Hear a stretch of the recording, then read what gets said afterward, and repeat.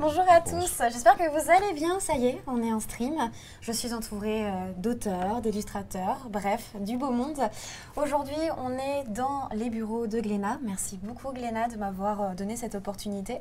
On est actuellement en stream simultané, donc vous êtes sur ma chaîne pour la communauté. Bonjour, bonjour tout le monde, pour ceux qui me connaissent déjà. Et sinon, on est également sur la chaîne de Glénat. Et je vais me présenter un petit peu pour ceux qui viennent de Glénat et qui ne me connaissent pas. Je suis streameuse, je fais du jeu vidéo et j'aime beaucoup Tolkien, j'en parle régulièrement sur ma chaîne. Mais aujourd'hui, évidemment, comme on est chez Glénat, on va surtout se concentrer sur les BD. Et aujourd'hui, donc, nous sommes entourés donc, de 4 personnes qui vont nous parler un petit peu de leur œuvre. On a, alors, question par rapport à la prononciation, Pendragon ou Pendragon? Eh ben, on ne sait toujours pas. Ah, on sait toujours pas. En français, on dit Pendragon, mais je crois que c'est quand même une œuvre anglo-saxonne. Anglo-saxonne, il y a un petit Pendragon. Donc on a Pendragon et également on a Le Royaume sans nom. Je vais montrer, on a vraiment de très belles couvertures. L'objectif c'est de vous donner envie, hein, évidemment. Le Royaume sans nom, ici. Bon là je ne vais pas poser la question de la prononciation, je pense qu'on est bien. Alors, évidemment, c'est un stream un peu spécial, en tout cas pour moi. Et en fait, je ne sais pas si vous êtes au courant, mais en tout cas, je vous l'apprends, je l'ai appris aussi. En octobre, en fait, c'est le mois de l'imaginaire. En quoi consiste le mois de l'imaginaire? On est sur une période où, en gros, on veut mettre en avant toutes les œuvres littéraires dans l'heroic fantasy, la science-fiction, bref, leur donner un nouveau souffle. Et par exemple, on a Glénat, qui est vraiment le premier éditeur de bande dessinée qui s'intègre justement dans ce mois de l'imaginaire. Bon, donc merci évidemment Glénat d'avoir pensé à moi pour animer les différentes émissions qu'ils ont mis en œuvre, notamment on est à la 4e émission, ils en font 5. Ils ont eu 2 émissions avec Ultia, une autre avec Bulldop. Moi, actuellement aujourd'hui, je vous expliquerai vraiment le thème du jour et prochainement il y aura également Adibou qui présentera la dernière émission de ce mois d'octobre. En effet, pour chaque émission, on a une thématique et aujourd'hui, c'est les luttes de pouvoir dans l'imaginaire. Avant de cuisiner un petit peu les 4 personnes autour de moi, je vais vous parler de quelque chose parce que sachez que vous pouvez gagner. Et oui, vous avez la possibilité de gagner les 2 belles BD que je vous ai présentées tout à l'heure, donc Le Royaume sans nom et Pendragon. En gros, on va lancer, alors là je demande à mes modérateurs de lancer évidemment le petit jeu qui n'est autre que de mettre et de spammer dans le chat le mot imaginaire, point d'exclamation imaginaire, et ensuite à la fin du live évidemment, on sélectionnera un gagnant et vous gagnerez 2 BD dédicacés normalement. Voilà. Autre point, après on va rentrer dans le vif du sujet, c'est surtout que il y a autre chose pour vous. On va parler du catalogue de l'imaginaire. Alors, qu'est-ce que c'est le catalogue de l'imaginaire? C'est Glénat qui a travaillé sur un catalogue qui est très très beau à l'intérieur. C'est un catalogue que vous pouvez retrouver en ligne, mais également chez tous vos libraires. En gros, vous allez dans vos libraires, vous dites « Je veux le catalogue de l'imaginaire, s'il vous plaît, de Glénat ». Et à l'intérieur, si jamais vous sélectionnez 2 titres, donc 2 titres, n'importe lequel, vous avez gratuitement un portfolio imaginaire. En fait, à l'intérieur, il y a ce qu'on appelle des ex-libris avec de magnifiques visuels. Alors, je ne vais pas vous spoiler le tout, juste les visuels qu'on va évoquer aujourd'hui. C'est-à-dire, par exemple, on a le visuel de Le Royaume sans nom, mais également le visuel de Pendragon. Je ne vous montre pas, je ne vous spoil pas le reste, mais n'hésitez pas à courir chez vos libraires. Comme ça. Oui, il y a du lourd. Il y a du lourd. Ouais. Bon, j'en ai vu et moi je suis une passionnée justement de ces petites illustrations, ça vaut le coup. Justement, messieurs, je vais vous demander de vous présenter les uns après les autres. Ah ouais. Maintenant ça y est, moi j'ai eu mon petit monologue. C'est à vous de travailler, moi ça y est, après je m'endors. Alors, nous avons du coup Eric. Ouais. Est-ce que en quelques mots, voilà. Ça va être très facile. Vas-y. Eric Hanna, scénariste. Précédemment Badass, c'est détective la série, et Lucy Lloyd's Nightmare, et depuis peu Altamont avec Charlie Adlam, et Le Royaume sans nom et Guillaume chez Glénat. D'accord, très bien. Et tu es accompagné aujourd'hui avec Redex, c'est ça? Ouais. Alors, Redek, est-ce que tu peux nous parler un petit peu également Dessinateur du coup du Royaume sans nom, avant ça dessinateur de Blind Dog Rhapsody avec Eric Ana, d'un spin-off de Badass avec Eric Ana, et du coup du Royaume. On n'a pas la même bibliographie, c'est un peu plus court pour moi. Vous travaillez ensemble depuis 15 ans. 15 ans 15 Ok. 2008. Voilà, ok, je te crois. Ça Ça paraît passe vite. étonnant, oui, ça passe vite les années. Je vais justement rebondir sur ce que j'ai vu dans le chat. En effet, Glénat est connue donc, pour faire des grands titres. Notamment, il y a Titeuf qui est connu, mais également Berserk. Je sais, vous connaissez, on en parle beaucoup sur la chaîne. C'est pour ça que je suis très contente de travailler avec Glénat. Très ravie d'être avec eux. Et j'ai à ma gauche, du coup, un scénariste et un illustrateur qui ont fait Pendragon. Est-ce que vous pouvez vous décrire? Enfin, il faut décrire. Vous présenter, s'il vous plaît. Après, vous pouvez vous décrire physiquement. Je ne suis pas sûre que ça soit... Non, donc Jérôme, moi je suis le scénariste donc, de Pendragon. Je suis aussi le scénariste de la série Hawkmoon chez Glénat. Oui, qui on peut voir ici, là, derrière. Voilà, j'ai fait aussi la série Lord Gravestone, qui est terminée sur les vampires, et je fais aussi Les Âges perdus. Voilà, pour les principales. C'est Paolo Martinello, je suis un dessinateur de Pendragon, la prononce. Et je bosse avec Glénat depuis, je pense, le 2010, donc ça passé un petit peu de temps. J'ai fait avec eux plusieurs albums, je pense que nous sommes à 10-12 albums à peu près. Je bosse aussi pour la BD italienne. Et voilà. Ok, très bien. Oh, évidemment, le Pendragon est fait aussi avec Ben Madella, oui. qui m'a aidé avec le storyboard. C'est important de le rappeler. Surtout que vous travaillez ensemble, c'est le premier projet où vous travaillez ensemble, il me semble. Oui, c'est la première fois qu'on on m'a parlé du fait que tu avais un panel très très large en termes justement de dessin.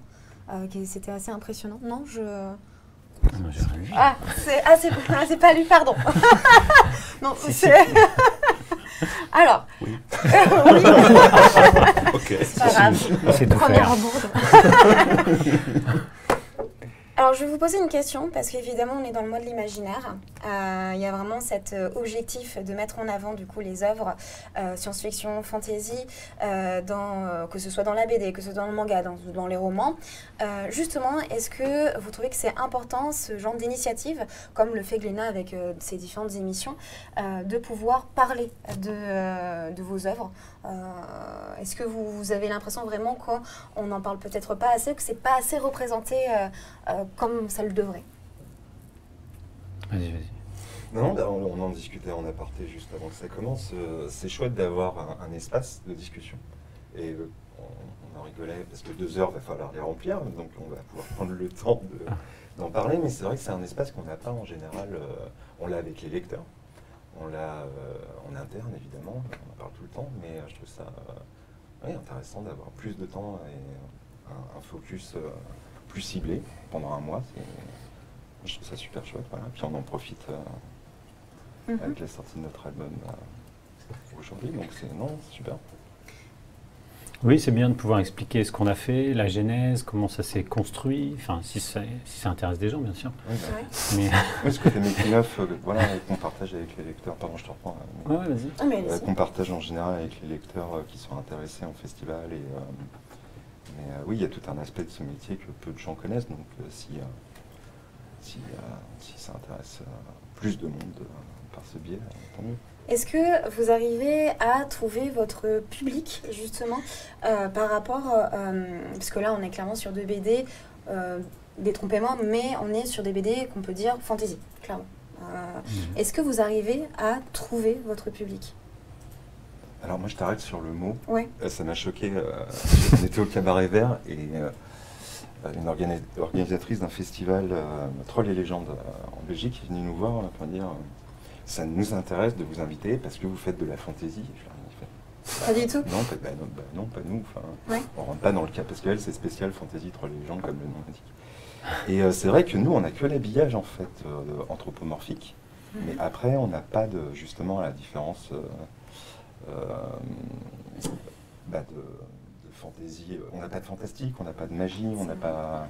Voilà, c'est juste que c'est des animaux à la place des humains. C'est vrai. Et on s'amuse de ça dans le texte et dans la mise en scène, mais voilà, la fantaisie, pour nous, c'est l'habillage. Mais dans le fond, c'est un hommage décalé shakespearien. Ok, très bien. Oui, c'est vrai, c'est vrai, c'est vrai. Justement, je me permets, je rebondis là-dessus parce que c'était l'une de mes questions. Et ça m'a fait rire parce que juste avant le live, tu m'as cité Dick Conan. Et est-ce que tu peux le redire parce que je trouve que c'était un vrai sublime. Et je sais que j'ai dans ma communauté des grands fans. Donc, en vrai, vas-y. À l'âcre relent de la poussière des âges, s'ajoutait désormais dans la crypte enfumée l'odeur de la chair calcinée d'un cadavre séculaire. C'est sublime. Et justement, c'est quelque chose que j'ai remarqué en lisant Le Royaume sans nom, c'est qu'il y a un souffle poétique qui est extrêmement présent. C'est pour ça que tu dois lire du Conan. Et oui. Je leur dis pour le... Mais vas-y. C'est une histoire, c'est des histoires de barbares, mais c'est écrit par un poète. Et, oui. Et c'est magnifiquement écrit. Et, voilà. Mais on sent ton engouement justement pour ce côté poétique et ça transpire clairement dans la BD. Les premières pages, je suis tombée dedans, notamment l'interaction. Alors, ce qui va être intéressant, et je vous promets, chat, on vous décrira, on vous expliquera un petit peu les histoires, en quoi consiste le Royaume sans nom et en quoi consiste Pendragon. Mais là, vraiment, je suis obligée de remonter sur cette question parce que, enfin, sur ce sujet, les premières planches où on voit l'interaction entre le fils et la reine, j'étais dans une pièce de théâtre. Et j'avais vraiment l'impression qu'il y avait une volonté un petit peu d'avoir ce souffle un peu de tragédie grecque un peu. Et je ne sais pas si c'était volontaire et pourquoi en fait. Est-ce qu'il y a une appétence justement Alors, pourquoi? Ouais, ah bah... Vous voulez noter, on a le temps, on peut faire plein, plein de citations. Que ça. Y aller, on a 2 heures. Autrefois, je travaillais dans une feuille de chou à Shanghai. Ok. Et j'ai appris, je ne vais pas la faire bien, mais c'est Elliot Carver dans Demain ne meurt jamais, le méchant du film, le mania des médias, qui dit la vraie question du journalisme, ce n'est pas qui, ce n'est pas quand, ce n'est pas où, c'est pourquoi. Et ce soir, je veux savoir pourquoi M. Bond a foutu la merde dans ma soirée de gala. C'est sans doute vrai pour le journaliste, pour moi, c'est jamais vrai derrière le clavier avant de se lancer. En fait, il y a plein de pourquoi après. Mais le premier pourquoi, il ne doit pas être là. Tu dois te dire, c'est ça que je veux faire. Et il n'y a plus de pourquoi, parce que c'est une évidence, tu vois. Alors pourquoi j'ai mélangé, à l'époque, donc c'est en 2014, j'ai commencé à travailler là-dessus en 2014, mais j'ai vu Looking for Richard de Al Pacino, qui est un super making-of de comment il monte la pièce à New York avec un casting de fou. Il y a Winona Ryder d'ailleurs, enfin plein de gens. Et c'est passionnant parce que donc il y a des passages filmés de la pièce où tu les vois jouer. Et puis il y a les coulisses et comment il monte la pièce et il explique aussi au fur et à mesure la pièce. Et j'ai fait un rapport bizarre entre Shakespeare et un autre personnage que j'adorais petit, ça va vous surprendre, mais c'est le Silver Surfer. Parce que le Silver Surfer, dans tout l'univers Marvel, c'est le seul à parler comme ça. Une autre citation? Oui. Vas-y, en vrai, vas-y. 2 heures de citation, c'est super. Non, mais ça ralentit un peu d'ailleurs au niveau des... Ouais, bah oui, 28, 27, merde. Non, c'est une bulle qui m'a marqué de Stas. Donc quand il est écrit par Stanley, période Steve Ditko et tout, et Kirby... Une fois de plus, je suis libre et je possède à nouveau l'éternelle énergie du cosmos. Et j'ai appris cette tragique leçon que l'homme est plongé dans le mal, qu'il est souillé par la trahison. Aussi, je tourne le dos à l'abominable race humaine. Plus jamais on ne m'arrachera mes pouvoirs. Plus jamais je ne serai prisonnier. Il récupère son chef et il se tire. Et j'adore ces planches, évidemment. Et oui, donc dans Marvel, c'est le seul à parler comme ça, parce que quand vous connaissez l'histoire du Silver Surfer, il y a une tragédie autour de l'origine story du personnage. Et je me suis dit... en fait, je pourrais faire une pièce de théâtre cosmique qui... Voilà. Et c'est ce que je voulais faire au début. Ça devait être Richard III dans l'espace. C'est passionnant parce que quand on t'entend parler, on voit justement tout l'engouement que tu y mets, notamment dans la citation, donc c'est très agréable. Oui, je l'ai mal fait. Ah oui, non, mais c'était pas mal. C'était vraiment très bien. Donc, tu vois, pourquoi association d'idées? Oui. Pourquoi Demain, en fait, c'est une évidence pour toi aussi, surtout. Ouais, tu fais, ah oui, ok, il y a un tilt, il y a une connexion, ça me parle, parce que j'adorais Hamlet et Richard III au lycée, que j'ai étudié et que j'ai aimé étudier, contrairement à plein d'autres matières. Et puis les BD que tu dévores petit et tu fais ah, je vois un truc où on peut bizarrement. Voilà. On peut dire que c'est ton identité, c'est quelque chose tu penses c'est ta patte, c'est-à-dire dans toutes les BD qu'on peut lire de toi, c'est quelque chose qu'on retrouvera justement un petit peu ce souffle. Le travail du dialogue en tout cas. Ouais. Okay. Bah, essayer de la faire un peu à l'envers du lecteur, parce qu'il s'attend souvent à trouver quelque chose et j'essaye de contourner le sujet, surtout quand c'est des sujets affichés tels que par exemple le premier, le casse. C'était la collection Le Casse et le lecteur savait déjà qu'il allait trouver un casse puisque c'était écrit en gros.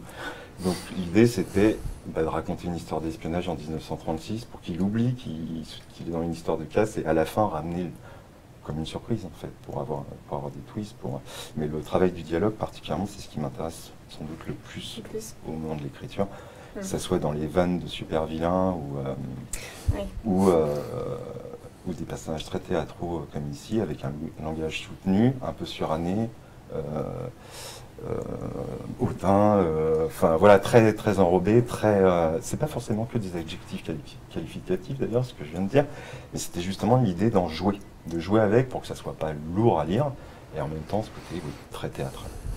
Alors j'ai tellement de questions parce que tu viens justement de parler de l'humour et c'est vrai que l'humour est présent et très présent et c'est fait avec bien subtilité parce qu'il y a quand même une ambiance qui est très sombre parce que le sujet justement on va parler aujourd'hui c'est les luttes de pouvoir mais bon faut que je me calme parce que là juste pour que vous compreniez un petit peu de quoi on parle on va peut-être un peu rentrer dans le détail des BD et essayer de vous faire un résumé déjà pour vous donner envie de les avoir. Et puis voilà, alors qui veut commencer? C'est moi qui fais le résumé. Super, on me demande de travailler alors que je n'étais pas prévu. Ah bah non, c'est toi le scénariste. J'ai déjà beaucoup parlé. Alors, on va commencer par Pendragon. Pendragon, c'est assez simple. On a repris le mythe, enfin l'idée du mythe d'Arthur, du roi Arthur que tout le monde connaît. Et l'idée, c'était de le dépoussiérer un peu, d'enlever le côté chrétien de Troie, amour courtois, les armures qui brillent. Je sais que tu aimes bien les armures qui sont très jolies, qui brillent. Et donc, l'idée, c'était de le replacer dans un environnement un peu plus historique, plus crade, qui était le 5e siècle anglais, quand les Romains sont partis de Grande-Bretagne et qu'ils ont laissé cette île en proie à pas mal de périls, et de raconter l'histoire d'un royaume celte au milieu de ça. Les Romains sont plus là, les Saxons attaquent d'un côté, les Hiberniens qui sont les Irlandais de l'époque attaquent de l'autre, les Pictes attaquent au nord, les Francs au sud sont calmes mais ça ne va pas durer. Donc c'est quand même assez compliqué. Spoil. Ouais, parce que moi j'étais pas au courant. Non mais c'est la seule, quand on regarde la map, des deux côtés, enfin de tous les côtés il y a des attaques sauf du sud, donc à un moment donné il faudra bien que ça arrive. Et donc l'idée, c'était de reprendre un peu tout ça. Il n'y avait pas eu de Pendragon depuis longtemps, enfin d'Arthur. De le remettre dans, à mon avis, le contexte historique qui est le plus probable, qui est le 5e siècle anglais. Et voilà, de dépoussiérer ça avec les codes de la fantaisie actuelle, etc. Parce que nous, c'est un peu fantaisie, puisqu'il y a l'univers existe, on n'a pas inventé un univers, c'est l'Angleterre du 5e siècle, mais il y a un poil de magie. Donc, est-ce que c'est de l'heroic fantasy? Est-ce que c'est de la fantasy? Est-ce que c'est de la dark fantasy? Enfin, je sais pas, je te laisse trancher. En soi, on est sur de l'heroic fantasy ou de la low fantasy, je sais pas. J'avoue que j'aurais un petit peu de mal à situer. C'est compliqué. C'est compliqué. Moi, j'ai envie dark fantasy. Dark fantasy, on a vraiment le personnage principal où le monde le rejette. Là, pour l'instant, Arthur, tout va dans son sens, même si on sent que c'est le pantin, clairement. Pour moi, la Dark Fantasy, c'est le héros est dans un univers où il est rejeté. Oui, aussi. Vraiment. Comme Berserk. Comme ou même on est dans un côté anti-héros presque. Pour moi, c'est. Après, peut-être que d'autres personnes ont une autre définition de la Dark Fantasy. Pour moi, c'est plutôt esthétique en fait. Ouais. Mais, pour vous, c'est plus esthétique? Globalement, c'est pas très clair. Ah bah, c'est après. Non, moi, faut voir, donc peut-être. Après, en tout cas, il y a du fantastique, il y a un peu de fantastique, mais. C'est étrange de lier un genre à un style à un schéma narratif. Ouais. Tu vois. Parce que sans ça coupe beaucoup de choses. Oui. Mais, après, tu peux pas faire de dark fantasy si le héros n'est pas rejeté. Ah, ça Non, devient mais pour moi, compliqué, c'est là. un trait qui est commun pour le coup. C'est un trait qui est commun à des grands titres. Il y a des grands titres, ouais. Et c'est pour ça que tu as tendance. C'est pour ça que je l'associe naturellement, mais il faudrait la définition pure et dure. Donc, je ne l'ai pas. Mais peut-être que le chat, comme ils ont Internet sous la main, pourront nous donner la définition exacte de la Dark Fantasy. En tout cas, c'est pas du steampunk. Ça, non. Ce qui est, par contre, Hawkmoon, qui a un mix un peu steampunk, qui a également l'un de tes titres, ouais. qui se base sur un JDR. Et ça, c'est de la dark fantasy a priori aussi. Ouais. Enfin non, je sais plus. Mais c'est très médiéval, mais avec de la technologie. Donc c'est très bizarre comme univers, c'était d'où l'intérêt. Ouais. Mais voilà. Après, il y a plein de sous-genres. On laisse les historiens de littérature faire un point. Ça serait bien qu'on ait un petit bouquin. Ah, quelqu'un est en train les œuvres dans lesquelles l'ambiance. Ah, c'est dur, tout le monde parle. J'ai du mal à vous lire. La dark fantasy ou fantasy noire est un sous-genre de la fantasy qui désigne les œuvres dans lesquelles l'ambiance est très sombre et proche de l'apocalypse. Le bien laisse place au mal et le héros est souvent fatigué par les épreuves qu'il a subies d'humeur. Alors j'ai un peu de mal parce que les messages sont superposés. D'humeur sombre, voire amoureux. Ouais. Qu'est-ce que je pense en jeu vidéo? La Dark Fantasy rejoint aussi. Oui, on est. Mais ça serait bien qu'on ait un dico clair. Oui, des genres, c'est compliqué. S'il y a quelqu'un qui veut se lancer, ça serait un bon outil pour nous. Oui. Voilà. Oh, nous, on ne le fera pas. Moi, ce que je propose, c'est que quand même, petite description, parce qu'on a parlé un petit peu du Royaume sans nom, mais est-ce que vous pouvez me décrire, résumer, donner envie en tout cas aux viewers? Alors, le pitch, comment flinguer 2 ans de boulot en 2 minutes. Ah. Non, ou 9 ans. Non, alors ça se passe à la fin du Moyen-Âge, début de la Renaissance, dans un univers où il n'y a que des animaux. Et c'est assez simple en fait ce qui se passe, c'est que les animaux du Nord sont de plus en plus présents dans les royaumes du Sud. Entre les lignes, les animaux européens sont de plus en plus présents sur les terres des animaux d'Afrique. Les animaux de l'Est sont aussi présents, mais en fait, c'est cette confrontation entre le Nord et le Sud qui fait que dans le palais, il y a ceux qui sont pour, il y a ceux qui sont contre, et il y a ceux qui sont au milieu. Et donc, vous avez le roi qui est très ouvert à l'accueil des peuplades du Nord qu'il connaît bien depuis longtemps, et il espère que ça continue sur des voies diplomatiques et commerciales, et que tout se passe bien. Et puis, il y a la reine qui veut un bain de sang, qui ne peut pas les voir, qui a hâte que ça frite. Et puis il y a le prince qui est connu pour être plutôt frêle et feignant, qui est partagé entre les deux. Et donc on va avoir ces 3 points de vue un peu centraux dans le premier tome, mais on va aussi avoir les bruits de couloir et puis les avis, les messes basses et les manigances de plein de personnages plus ou moins secondaires, parce que dans le premier tome, les lions sont encore un peu mis en avant. On pourrait croire que notre prince c'est le personnage principal, mais c'est vraiment une histoire collégiale où il y a plus de personnages principaux que le prince, qui se distingue. Et puis donc on va suivre qu'est-ce que cette rencontre inspire au cerf ménestrel, à la soubrette gazelle, à tous les gens du palais ou aussi dans la rue. Enfin voilà, on va voir les interactions que ça crée et alors que des manigances et des meurtres d'État se préparent dans l'ombre. Et ça, il faudra évidemment acheter la BD ou la récupérer d'une manière ou d'une autre lire pour savoir un petit peu ce qu'il en est. Justement parce que le point commun, c'est aussi l'une des raisons pour lesquelles on vous a réunis ensemble ici sur ce plateau. C'est parce que pour les deux, il y a cette fameuse lutte de pouvoir de ces différentes nations qui se confrontent, ces intrigues de cour, ces stratégies, plans de bataille, ces plans dans l'ombre pour pouvoir récupérer des trônes, un trône d'un côté. Même non, en fait, il y a toujours un peu la même idée en fait, de prise de trône, réellement, dans les deux prises de pouvoir. Justement, c'est des sujets qui sont peut-être compliqués à mettre en scène, en vrai, surtout en BD. Quelles sont les difficultés, justement, pour le rendre le plus accessible à un lecteur? Quels sont les enjeux Il y a la jurisprudence Game of Thrones qui est une série éminemment politique. C'est très politique, mais en même temps, il y a pas mal d'action et de tension. Donc il y a Donc il y a un dosage à trouver entre tout ce qui se passe en coulisses et tout ce qui est politique, qu'on ne peut pas faire que ça, parce qu'en BD, à un moment donné, c'est un peu pénible et il ne se passe pas grand-chose. Et il faut mélanger ça avec des scènes de tension, des scènes d'action, des meurtres, des batailles, il y a tout un panel de choses qu'on peut rajouter à ça, à condition que ces actions, que ces batailles, ces luttes, elles soient liées à des démarches politiques qu'on a données au lecteur quelques pages avant. Et ça rend le truc attrayant, on comprend pourquoi les gens se battent, pourquoi les gens meurent, pourquoi les gens font ci, pourquoi les gens font ça. Quand la dimension politique elle est vraiment bien présente, ça donne une épaisseur toujours plus intéressante au récit. Justement, on va se concentrer un tout petit peu sur la légende arthurienne. C'est un sujet qui passionne beaucoup parce que c'est un sujet qui est... Enfin, la légende arthurienne, on en entend beaucoup parler. C'est aussi un peu, un challenge de reprendre cet univers un peu mythique. Et pourquoi avoir fait une BD sur les mythes arthuriens?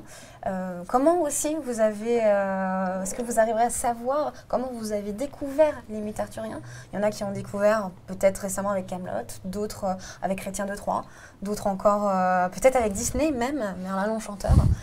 Comment vous avez... Moi je pense Disney. Disney? Merde. Vraiment? C'est pas exactement la même chose que nous avons fait avec cet album, mais je pense que la première chose que j'ai vue sur le sujet arthurien, c'était le Disney. Après, il y a eu le film de John Boorman, que s'agit d'un film des années 80, je pense. Excalibur. Que c'était super, c'est super aujourd'hui aussi, je pense. Et pas d'autre chose, sincèrement, pas d'autre chose pour moi, sauf que le mythe arthurien, c'est une chose qui fait partie de l'épique collective, je pense, comme l'Iliade, presque. Il y a des choses qui sont là, qui sont tellement connues, qui font partie de la culture générale, je pense. Et là, ça fait partie là aussi du défi de l'album, je pense. Mais c'était aussi intéressant parce que, pour moi, avant on parlait du genre fantasy. Effectivement, le genre fantasy et l'épique classique ont des points en commun. Il y a pas mal de choses qui sont liées entre les deux trucs. Donc, et pour moi, comment dire, c'est compliqué en français, effectivement. Pas de souci, on a le temps. Pour moi, effectivement, c'est très intéressant parce que tous les récits que j'ai toujours décidé de faire, de dessiner, ont eu toujours ce point en commun. Quand on parle de l'épique, dans un certain sens, c'est un défi entre l'homme et le surnaturel. Là, il y a aussi une idée de réfléchir effectivement sur le pouvoir, comme on l'a dit dans cette discussion, et aussi sur la nature humaine. Donc il y a beaucoup de choses qui vont là-dedans, pas seulement les genres fantasy. Et donc pour moi, je me suis perdu peut-être. Oui, non, ça fait longtemps. Tu nous as perdu très agréablement, on était avec toi. C'est venu naturellement. Mais justement, je sais qu'en lisant Pendragon, quand je suis arrivée au moment au Mont Creux, où il y a eu les pics, j'étais impressionnée par... alors c'est un point qu'on abordera peut-être plus quand on parlera plus des planches du côté artistique, mais les pics m'ont impressionnée. Vraiment, justement dans la puissance ou dans ce que vous avez réussi à transmettre, non pas par le dialogue, mais juste par le côté imposant du personnage. C'est même les couleurs. On en reparlera, mais c'est vraiment le difficile avec le pic pour moi, c'est pas de le rendre avec le dessin, avec le décor, mais c'est le rendre avec la puissance des personnages, je pense. Donc là, c'est ta responsabilité surtout. Oui, c'est vrai. Justement, on parlera tout à l'heure de la symbiose que vous avez, vos binômes, même si en vrai on peut même parler de trinôme, mais bon, pour l'instant vous êtes chacun dans des duos, mais le travail de création, tout le processus de création. Mais peut-être avant, j'ai une question, parce que en lisant un petit peu Pendragon, on voit qu'il y a également des marques, peut-être des inspirations. On a un peu parlé avant le stream justement de Tolkien, un peu. De Tolkien. Non, tu sais. Oui, bien sûr. Bah, oui, et je sais que voilà, tu baignes là-dedans également. Moi, alors, je t'en ai un petit peu parlé, mais j'en reparle. Il y a une scène au début qui met vraiment en place la cosmogonie, clairement, de l'univers, qui explique le début, comment, si on peut dire ça comme ça, comment le monde s'est mis en place dans l'univers de la BD de Pendragon. Les enjeux. Les enjeux, et notamment, il y a une énorme bataille titanesque entre Chrome et le roi dragon, c'est ça? Ouais. Voilà, je ne veux pas me tromper. Et ce combat, vraiment un peu à la hauteur d'un combat Dark Souls. Voilà, on a la planche qui est présente. Là, on est vraiment dans un côté. Alors moi-même, je vois une grosse inspiration Diablo. Mais elle est vraiment folle, cette planche. Il y a un moment donné, il y a un combat où j'ai vu des aigles qui sont arrivés, un peu à la Deus Machina, et qui sont arrivés pour griffer le visage du méchant. Et c'est vrai que dans l'œuvre du Silmarillion, on a une scène qui est totalement semblable, où Melkor se fait pareil griffer le visage pour sauver l'un des grands rois elfes, Fingolfin. Est-ce qu'il y a, oui, des inspirations, peut-être pas forcément celle-ci, moi j'essaie toujours de trouver des références à chaque fois, mais peut-être pas forcément. Non, mais si même sans le savoir, c'est-à-dire que cette scène, effectivement, maintenant qu'on en a parlé avant, c'est exactement la même, mais quand je l'ai écrite, j'y ai pas fait référence consciemment. Donc Tolkien, c'est mon point d'entrée quand j'étais ado dans la fantasy, je connaissais pas, il n'y avait pas beaucoup d'œuvres à l'époque de ce type-là, donc ça m'a vraiment, je me suis dit, waouh, ok, donc je pense que c'est une grosse inspiration. Il y en a eu d'autres. Pour Pendragon, bien évidemment, Tolkien, ça se passe en Angleterre, c'est très anglo-saxon, celte, nordique, donc toutes les inspirations qu'il a eues. On n'a pas d'elfes et de nains, nous, mais bon, c'est quand même ces espèces de grands paysages écossais, voilà, avec les Pictes, les Celtes, les Hiberniens, les Saxons, enfin tout ça, Tolkien, c'était son creuset. Je pense qu'il s'est vraiment inspiré aussi de tout ça. Donc il y a des ponts, c'est pas le seul, mais vraiment, oui, je pense que Tolkien reste aujourd'hui le plus grand auteur de fantasy, loin devant le numéro 2, sur lequel on peut discuter, mais qui est-il, le numéro 2? Mais en tout cas, entre lui et le deuxième, pour moi, il y a un énorme gap. Donc en termes de world building, d'épique, de personnages, donc ça reste quand même le premier inspirateur pour moi de ce genre-là, en tout cas. Justement, on va parler un petit peu d'inspiration. C'est une question que je vous pose à vous quatre. Quelles sont vos inspirations, notamment qui ont peut-être pu vous aider pour le genre politique, un peu. Oui, quelles sont les inspirations qui vous ont permis peut-être de vous donner ce processus créatif? Ou peut-être qu'il n'y en a pas du tout. Peut-être que c'est... Ah si, plein, mais... Tout à l'heure, je repars sur Game of Thrones. Ça va sembler sans doute étonnant pour plein, mais moi, j'y ai pas pensé en l'écrivant. À Game of Thrones? Et la première fois que j'entends Game of Thrones avec des animaux, c'est dans la bouche de Bruno Bessadi, qui me dit « Ouais, c'est un peu Game of Thrones avec des animaux en 2015. Et ouais, parce que j'ai été chercher dans les mêmes endroits que lui, c'est-à-dire l'histoire européenne et les tragédies shakespeariennes et les tragédies grecques. Mais pour moi, Game of Thrones, c'est des affrontements de nombreux royaumes et donc les voyages qui vont avec. Et nous, on n'a qu'un seul royaume et un seul belligérant en face, principal. Donc, pour moi, dans la structure, il n'y avait pas assez de comparaison. Et voilà. Mais les autres inspirations, oui, bien sûr, du côté graphique, t'en parles. Tiens, tu veux pas parler? C'est vrai que c'est le plus... moi, Game of Thrones, c'est une influence du coup. Personne ne va me croire, mais c'est le plus bavard de nous deux. Ah, c'est vrai? Ouais, mais je te crois pas. En fait, je me permets, je vais rebondir un petit peu là-dessus, c'est que les inspirations, quand j'ai lu Le Royaume sans nom, il y a quelque chose qui m'a sauté aux yeux. Peut-être que c'est totalement une erreur de ma part, mais j'ai vu Zootopia. Et j'aimerais vraiment savoir s'il y a quelque chose ou pas.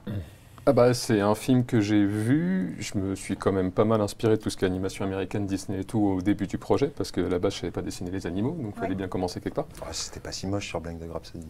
Je te remontrerai le comparatif. Ouais, peut-être. Mais par contre, non, Game of Thrones, moi, ça a été une influence, mais pas au sens graphique, au sens Parce que Game of Thrones, au final, c'est une pièce de théâtre qui est mise en scène comme un blockbuster, avec un sens épique, une démesure, etc.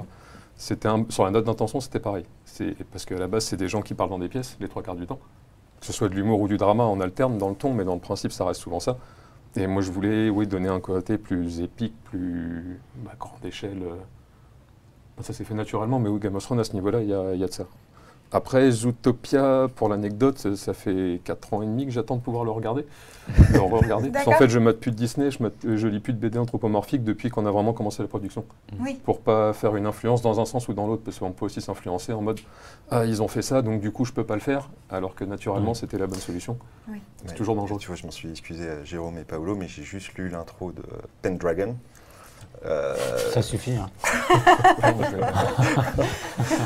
Parce que pour les mêmes raisons, j'ai terminé d'écrire les 3 actes depuis un moment déjà, mais il y aura les retouches, il y aura les corrections, et en fait, je me suis interdit aussi. Parce que c'est comme. C'est aussi simple que inspirer, expirer. S'inspirer, s'exprimer. Oui. Et si tu essayes de faire les deux en même temps, ça ne marche pas. Okay. C'est beau, hein? Il est pas scénariste pour rien, hein? Mais non, bah tiens, lui, il en a très bien parlé. Ouais. Tu marches sur le côté de la route à droite, c'est bien. Tu marches sur le côté de la route à gauche, c'est bon. Si tu marches au milieu, comme crapaud. Si tu fais karaté, tu fais bon karaté ou tu fais pas karaté. Si tu marches au milieu, craque comme crapaud. Scénario, c'est pareil. Tu fais scénario ou tu fais pas scénario. Au milieu, craque comme crapaud. La ref est bonne. C'est pas sûr que la tranche d'âge, là, Non, peut-être pas. Mais si, il y a Cobra Kai et Cobra Kai est très Cobra Kai, carrément sur Netflix. C'est ça, super bonne surprise. C'est vrai. Cette série est une magnifique surprise. Pour continuer la saga Karate Kid. Donc, mais évidemment, je vous encourage à regarder les premiers qui sont. Le premier surtout. En noir et blanc. Mais en fait, c'est très intéressant parce que alors, en gros, vous vous empêchez de. Pas nous, moi. Enfin, oui, non, mais là, peut-être de regarder ce que font vos collègues pour que ça soit quelque chose qui vienne vraiment de vous, parce que inconsciemment, c'est un peu ce que tu as dit tout à l'heure, inconsciemment. Comme Tolkien, c'est quelque chose qui t'a fait toi, en fait. Tu l'as incorporé dans ton œuvre et sans t'en rendre compte. Il y a cette idée vraiment de dire, OK, je veux quelque chose qui vienne de moi et que je ne sois pas influencée naturellement sans que je puisse me contrôler dans mon écriture, dans ma patte. Ça n'a aucun intérêt si c'est pas sincère. Ouais. Enfin, si c'est pour copier les potes ou pas des potes ou des mecs à l'autre bout du monde, c'est quoi le... Non, ce qui est intéressant... quand tu es vraiment plongé dans un sujet qui te passionne, qui te parle et tu t'éclates, c'est que tu as l'impression de partir très loin avec des gens qui n'existent pas. Mais en fait, ce que tu fais, c'est creuser très profond dans un mec qui est là. Ouais. Et c'est ça qui est intéressant. Et c'est pour ça, alors, rapidement, tout à l'heure, du coup, pourquoi l'espace et pourquoi maintenant des animaux et tout? Alors oui, ça c'est une question, je me permets, je ne sais pas si je te coupe et si tu allais en venir là. Moi, je voulais vraiment poser la question, pourquoi des animaux? Pourquoi de l'anthropomorphisme, en fait? Quelle est la raison? Alors, moi, je suppute que c'est aussi une manière, quand d'un personnage, d'exprimer sa personnalité sans un mot, juste par le physique. Peut-être que c'est pas du tout comme ça. Ah non, je peux te répondre plus factuellement que ça, parce qu'il y a deux aspects. Il y a le côté dans les coulisses, factuel, collaboration, et puis il y a le côté intérêt après de tirer parti des traits animaliers. Non, dans les faits, ce que je disais tout à l'heure, donc moi j'étais parti pour faire de l'espace, pour faire Richard III dans l'espace.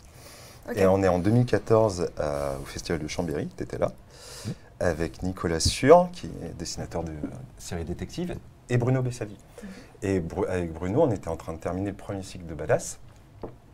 Et il n'était pas super chaud déjà pour les spin-offs qu'il n'a pas fait, Guillaume a fait le premier. Et le but, c'était juste on se voit rarement, il est marseillais. Badass, c'était une collaboration normo-marseillaise. Enfin, normand-marseillais. Et donc, pour une fois qu'on se voyait, l'occasion, c'était de... Qu'est-ce que tu veux faire ensuite? Et donc, on prend ce moment le dimanche matin, début octobre 2014, et il me dit moi, je veux faire Conan avec des animaux. Pour ceux qui connaissent la suite de l'histoire, tout de suite, ça fait tilt. Mais à ce moment-là, voilà. Et il me dit, et toi? Et moi, je dis, je veux faire Richard III dans l'espace. Et on est resté comme deux cons. Et puis, voilà, un crapaud japonais est passé, tu sais, genre. Et ça, je fais, bah, on va faire Richard III avec des animaux. Et il fait, ah ouais, et tout. Bah ouais, écoute, pourquoi pas. Et c'est, voilà, je suis parti de là et je suis retourné dans mon coin bosser tout seul. Ok. Et 6 mois plus tard, peut-être un peu plus, 6-7 mois, ouais, j'ai écrit les 22 premières pages. Et c'était les 22 premières pages de cet album. Ok. Il les lit, il était super enthousiaste. Et on se retrouve à Paris. On avait rendez-vous avec un éditeur qui l'avait lu et qui était partant aussi. Donc on avait rendez-vous pour lancer le projet. Et puis c'est là où il me dit, bon, je voulais pas te le dire au téléphone, mais c'est bien. Je ne peux pas faire l'accent marseillais. C'est bien, j'aime beaucoup, mais c'est pas du tout Conan. Bah non, c'est plus Bah non, c'est Richard III. Bah non, c'est plus Conan. On gardait l'anthropomorphisme, mais enfin, voilà. Et en fait, il m'a avoué qu'il aimait, mais qu'il n'avait pas le coup de cœur, ce que j'ai très bien compris. Et c'est pour ça que le projet a été arrêté pendant un moment. C'est que fallait que je retrouve un dessinateur, et ceux que j'avais en tête étaient très occupés sur la fin de Blade Rhapsody et ensuite sur Badass. Et puis à ce moment-là, je ne savais pas, pour finir du côté de Bruno, j'en suis vraiment ravi pour lui, c'est qu'après il a fait plein de choses, notamment avec Glénat, il a fait Amazing Grace, et puis après il a fait un recueil d'illustrations avec Conan en Lyon, qui était déjà super, et puis on s'est retrouvés des années plus tard, et il fait « Alors tu fais le Richard III avec les agneaux ?» Je fais « Ouais ». Il fait « Bah moi je fais Conan avec Mentor ». Et donc maintenant c'est l'Ogre Lion. Et ça a l'air super et j'ai hâte qu'on finisse pour enfin le lire. Oui. C'est ça le truc, ouais. Tout est mis de côté. Voilà. Je comprends du coup. Et donc il y a un mot pour lui parce qu'évidemment sans ce mélange de genres au début, le projet ne serait pas là. Oui, c'est ça. Ça aurait été le vaisseau sans nom. Le cosmos sans nom. Et donc le projet n'aurait pas pu exister sans ce mélange de genres à un moment. Et par contre, le projet n'existerait pas non plus sans ce monsieur. C'est la deuxième grande partie où, au moment où on se demande, nous, ensuite, en 2017, ce qu'on va faire à la rentrée, lui, il est comme ça, parce qu'il est en train de découvrir des trucs sur Badass, une maîtrise du... Mais t'en parleras mieux que moi. Tiens, pour une fois, je peux parler un peu à ta place. Vas-y, profite. Il est... c'est quand Goku maîtrise enfin le Kaioken, bah, il était là. Voilà. Hein? Il y a encore de la marge, hein, mais il était en mode avec Je sais pas suivi.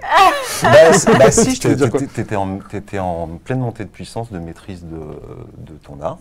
Ah, sur Badass? Bah oui, sur Badass, et puis en oui, commençant ouais. à parler du royaume. Ouais, pour moi, c'est surtout joué sur le royaume. Et tu avais lu aussi les 22 premières pages qui n'avaient toujours pas changé, les 22 mêmes.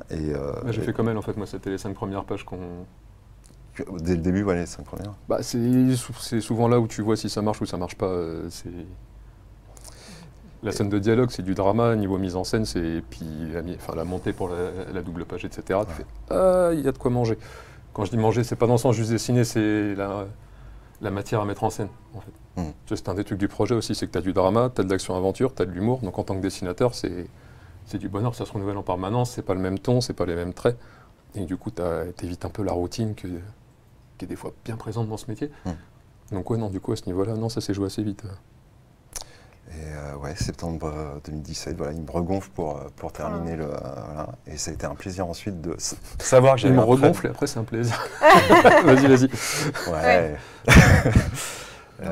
Ouais, non, c'est vraiment... Ok. Justement, on va rester un petit peu dans cette idée, parce que vraiment c'est un travail d'équipe.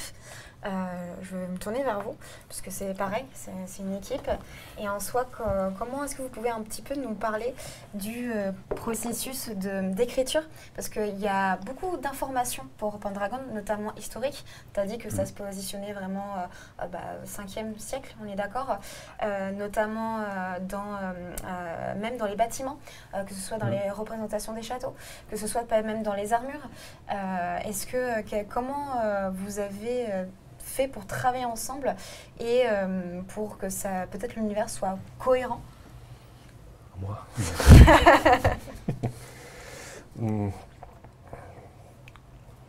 Il n'y avait pas,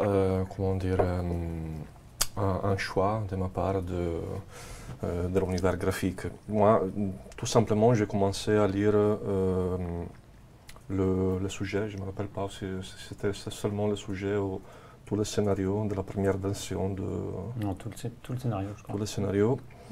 Et immédiatement, j'ai été dedans l'histoire. Ouais. Surtout, je dois dire, je vais imaginer le décor. Je dois dire sincèrement, parce que j'imaginais ce décor immense de l'Écosse, ces montagnes, ces lacs, ces choses-là. Mais après ça, comment dire, l'univers a commencé à y être à fur et à mesure, je pense, parce que nous avons beaucoup étudié ensemble, il faut dire. Oui. Au début, moi, je n'avais pas exactement je pense, je peux dire, le style de dessin que Jérôme cherchait. Moi, je fais un Conan avec Elena, oui, qui était un petit peu, comment dire, un petit peu plus pulp. Ok. On comprend. Un peu plus grotesque. D'accord, ok, je vois. Un peu plus grotesque par rapport à ce que Jérôme cherchait et effectivement que moi aussi je cherchais. Je voulais un petit peu me détacher de ce genre de dessin-là moi aussi. Et je pense que nous avons trouvé sur ces choses-là parce que moi je cherchais effectivement ce que Jérôme avait dans sa tête pour les genres de dessin de cet album-là. Toutes les choses qui ont à faire avec le design, on peut dire. Tu parlais des armures, des châteaux, oui, ces choses-là. La partie historique, il faut dire que c'est très inspirant de regarder l'histoire. Bah, il y a notamment une scène de bataille. Oui. Je me demandais si vous étiez inspiré d'une bataille qui a véritablement existé ou pas. C'est la scène qui oppose Léodan, je crois, avec Arthur qui arrive un peu au dernier moment et qui justement attend, qui patiente et qui va attaquer un flanc. Non, il avait tout simplement une idée très précise. Je me rappelle qu'il m'a donné aussi un dessin avec tout le placement de différents clans, de différentes troupes. Ouais. Donc, mais concernant les refs, c'est du 5e siècle anglais, donc déjà il y a une base historique. Oui. On n'invente pas, on ne peut pas faire n'importe quoi. Donc déjà on regarde même s'il y a très peu de références actuelles sur comment étaient faites comment étaient faits les villages celtes à l'époque. Mais bon, on a quand même une idée. Et après on a rajouté, il a rajouté sa patte un peu fantasy, son univers, puisque l'idée c'était vraiment d'assumer le fantastique. Il y a de la magie, il n'y en a pas beaucoup, contrairement, il n'y a pas de boule de feu par exemple. Oui, non, pas encore en tout cas. Dommage. En fait, c'est sous-entendu, voilà, parce qu'on le voit avec alors vous ne l'appelez pas la Dame du Lac, vous l'appelez autrement dans la BD, Nému. Qui est son nom dans le premier. Ouais, c'est... Je peux poser une question? Au niveau des noms, justement, comment tu t'es soit amusé, soit arrangé des noms qui existaient chez Troll de Troyes, dans les divers... En fait, moi, j'ai enlevé Chrétien de Troyes, parce que je trouve que c'est pas du tout... C'est un truc complètement atypique. En fait, la source, les vraies sources, les premiers romans d'Arthur, c'est le 5e, 6e, 7e, 8e siècle. Enfin, c'est vraiment très ancien. Et Chrétien de Troyes les a remis au goût du jour au XIIIe siècle, au XIVe, à Mourcourt-Troyes, machin. Et que j'aimais pas du tout Chrétien de Troyes, je crois que c'est ma pire étude de texte à l'école. Okay. Ça part bien, il y a des chevaliers avec des épées et c'est hyper chiant. Donc les mecs ont réussi un truc très très très compliqué à faire. Donc c'est illisible Chrétien de Troyes, enfin c'est très très âpre, c'est un vieux français. Puis même il se passe pas grand chose, il se balade dans des forêts pendant des semaines. Donc on a enlevé Chrétien de Troyes et on est revenu aux sources celtes et anglo-saxonnes du truc, du roman, enfin des... Et du coup, les sources des légendes, de ce côté-là, tu as pu... Alors, il y a des noms qu'on a inventés, il y a des noms que j'ai mixés. Nimu, c'est un des plus vieux noms pour la Dame du Lac. Oui. Il y a Mordred, il y a Morgane, il y a Arthur, il y a tout.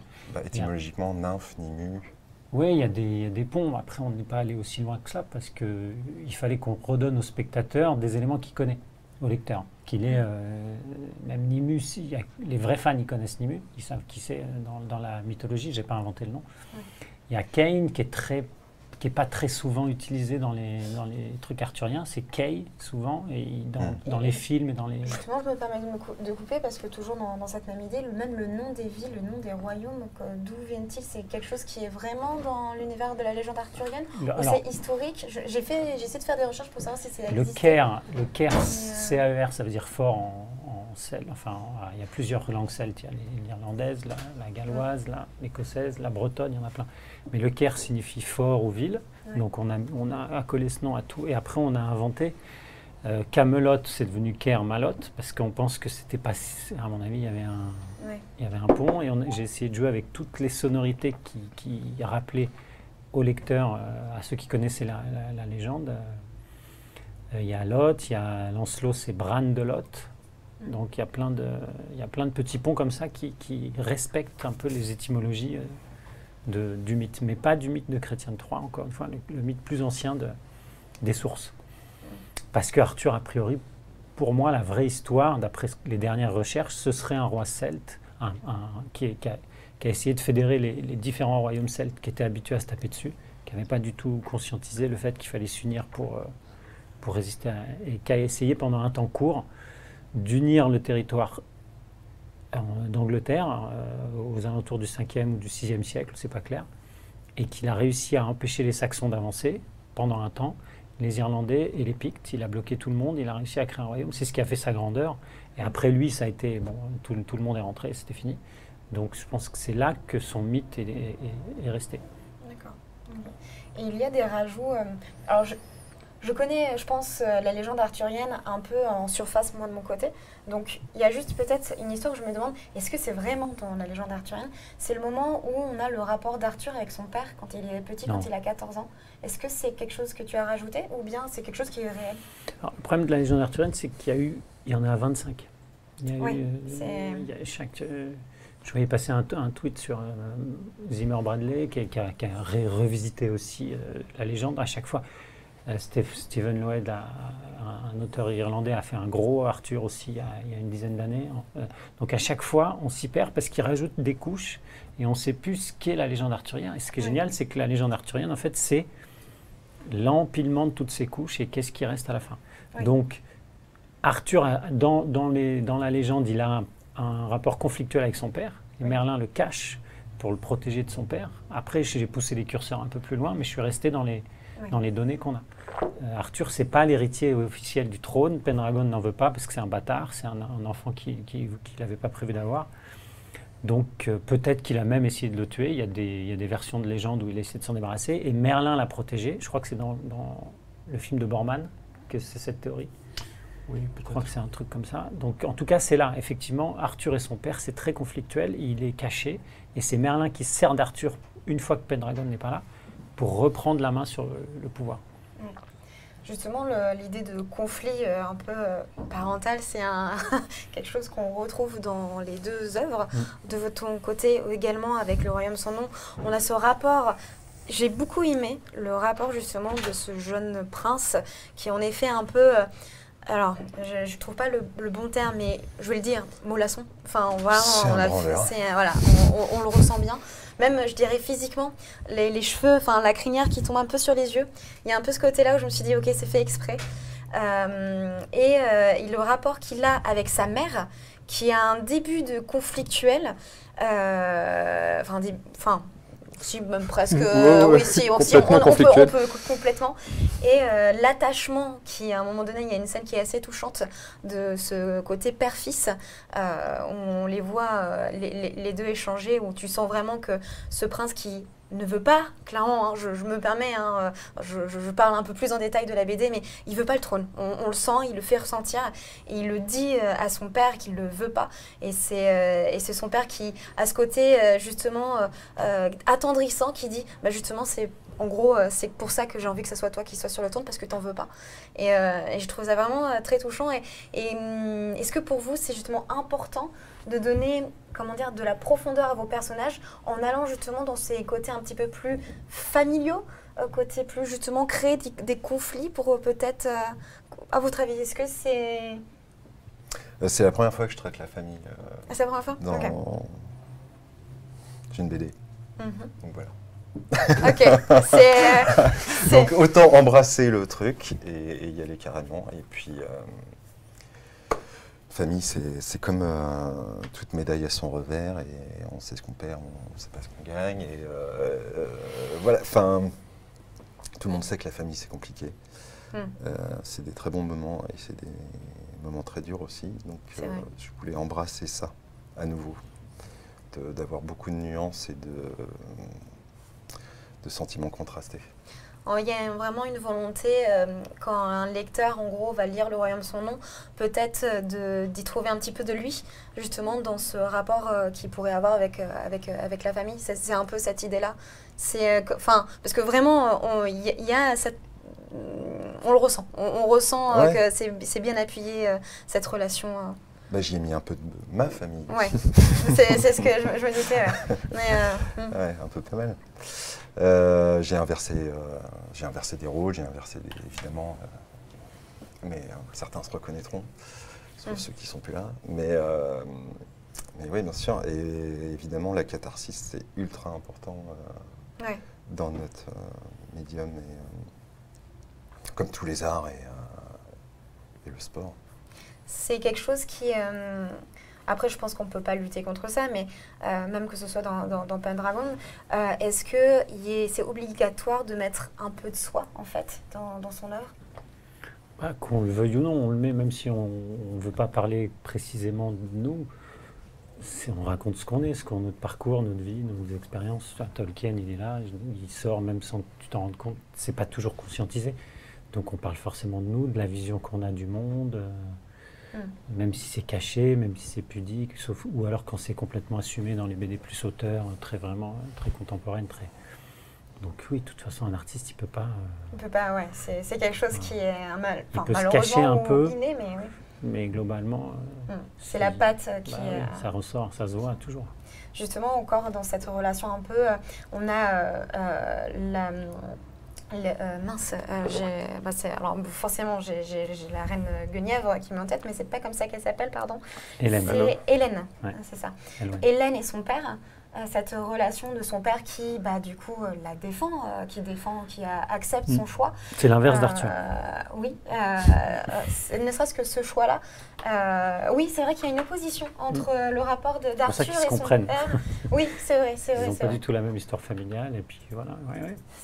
C'est un choix, et puis même le fait que c'est amusant ce rapport. C'est comme en fait, quand j'ai lu Pendragon, j'ai vu comme s'il y avait un destin, qu'ils avaient un destin pour lequel ils ne pouvaient pas lutter, que ce soit les deux, un peu les marionnettes de Merlin. Alors Arthur, il refuse, il ne croit pas à ces conneries, il dit les dieux, il dit le problème des dieux, c'est qu'ils n'existent pas. Alors ce qu'à l'époque, c'est très compliqué. Merlin, il lui demande, il dit, mais si tu as un signe des dieux, est-ce que tu... Il dit, mais oui, mais le problème avec les dieux, c'est qu'ils ne font jamais de signe. Donc lui, il n'est pas du tout croyant, et petit à petit, il va avoir le doute. C'est vrai qu'il y a la dimension religieuse qui rentre beaucoup en jeu dans Pendragon, avec le dieu blanc. Il me semble, c'est comme ça que c'est l'arrivée du christianisme en Angleterre, et qui va s'opposer aux anciens rites celtes. Donc il y a cette lutte-là. Merlin, c'est vraiment le tenant des anciens rites celtes, et il veut contrôler, voire arrêter l'expansion du christianisme. Ce qui est très compliqué, puisque cette nouvelle religion, elle est plus fun que l'ancienne, et qu'il y a beaucoup de gens qui disent « Ah, c'est pas mal, ce Dieu qui sait tout, qui comprend tout, c'est pas mal. » Et puis nous, nos dieux, ils sont pas terribles, puisqu'ils n'ont pas empêché les Romains de nous massacrer, donc allons voir si... Donc il y a une petite réflexion sur les croyances. Oui. Et puis tout ça se mélange dans un monde... Dans un monde, justement, avec des enjeux politiques. En gros, la religion se rajoute et qui est en fait un levier. Parce que notamment le mariage qu'il va y avoir entre Hélène et Arthur, où justement... Hélène qui veut garder dans cette religion polythéiste, mais il faut aller vite pour pouvoir se placer rapidement, pour placer ses pions dans cet enjeu politique. Et ils vont devoir faire le choix, enfin en tout cas c'est plus ou moins là où se déroule l'histoire, de peut-être se marier, voire se baptiser. Sous un autre rite. Pour être marié à temps. Donc c'est là qu'on voit que la politique, les intérêts personnels peuvent être plus forts que nos convictions. Enfin il y a tout ça qui se mélange. C'est assez... Oui, il y a beaucoup de choix cornéliens pour eux dans les... C'est ça, quand on lit Pendragon, il y a vraiment cette sensation-là, et puis ce côté un peu t'as les méninges qui réfléchissent, tu te mets un peu à la place des personnages en disant, tu sens qu'il y avait un véritable enjeu, tu sens qu'il faut prendre la décision vite. Il y a un peu ce mouvement, justement, quand tu vas de page en page, il faut prendre les décisions vite. Et si tu te plantes, ça va être vraiment la merde. Non, c'était l'idée de mettre cette urgence. En plus, c'était la première fois que je fais un 46 pages, moi. Donc, je fais plutôt des 62 d'habitude. Et donc là, il fallait aller vite, il fallait vraiment un rythme. Et c'est un bel exercice, en fait, je trouve. Je comprends le format 46 pages. Ouais. Quand tu arrives à comprendre, en termes d'écriture, la rythmique d'un 46 pages, c'est beaucoup plus impactant, en fait. Parce que d'instinct, le scénariste, il a envie de place et on va mettre du... Mais un 46 pages bien raconté, c'est très, très impact. Et il faut arriver à mettre tout ça, la backstory, le background, le monde, l'univers, parce qu'il y a du lore quand même. Oui. Faut qu'il y ait les persos. Donc c'est un exercice assez intéressant. On la ressent, cette pression, hein, vraiment. Et ça met la pression. Je sens que ça s'accélère de plus en plus, en fait. Je pense que sur un 62, tu n'aurais pas eu la même pression. Tu aurais plus de moments de respiration, de machin. Là, tu es tout de suite pris dans le page turner. Je vais poser une question, parce que c'est une question que je voulais poser, c'est par rapport à l'humour. Parce que c'est vrai que parmi toutes ces intrigues, parmi justement également un peu il y a une pression, parce qu'on a la pression justement de cette rapidité, de l'urgence politique qu'on a. Mais de ce côté-là, on sent que tout est fait... les enjeux politiques, tout est fait un peu... Justement, on est plutôt dans un intrigue de cours où tout est fait sous cape. Mais quand même, il y a un peu de légèreté avec cet humour. Et j'aimerais savoir d'où vient cet humour, dans le sens où... alors forcément, je suis obligée de le dire, mais moi quand j'ai lu Le Royaume sans nom, normalement le passage où il y a dans l'auberge, j'ai vu une scène de JDR, j'ai vu une scène de Donjons et Dragons, où on a vraiment les personnages, même dans leur réaction, même le renard, cette nonchalance qu'il a. Donc le renard dans Le Royaume sans nom, c'est un commandant, un capitaine à qui on demande des petites, de se renseigner sur notamment si la reine et le roi sont encore en concubinage, plus ou moins. Et c'est vrai que chaque personnage a une personnalité, et il y en a notamment une des personnalités qui est assez percutante, c'est le cerf, qui est un peu ce barde. C'est pour ça que je pense vraiment à un univers jeu de rôle, parce que c'est le Jasquier de The Witcher pour moi. C'est la référence. C'est la référence. Ah bah, non, ok. C'était ma question, justement, savoir comment vous avez réussi à rythmer. Parce que j'avais pas encore lu...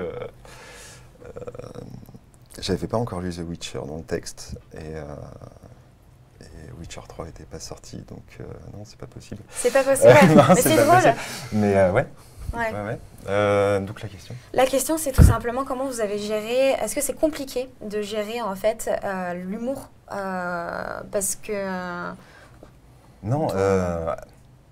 C'est là où ça rejoint, tu vois, une inspiration que je reconnais volontiers, et elle transparaît peut-être pas trop, mais c'est Kaamelott. Oui. Parce que tragicomédie, en fait. Oui. Pourquoi est-ce qu'on rit? Parce que c'est tragique. Et pourquoi est-ce qu'on pleure? Parce que c'est drôle. Enfin, voilà, c'est ce mélange-là. C'est l'exemple de la blague qui est racontée par le roi, la première blague est du genre humain et du genre animal, qui est quelqu'un tombe, ça vous fait rire. Oui. Qu'est-ce que ça veut dire derrière? Ça fait rire quelqu'un, là, déjà. Comme quoi ça veut dire que quelqu'un échoue à avancer devant vous, quelqu'un a mal devant vous, et ça vous fait rire, parce que vous avancez, parce que vous avez pas mal. Donc, voilà.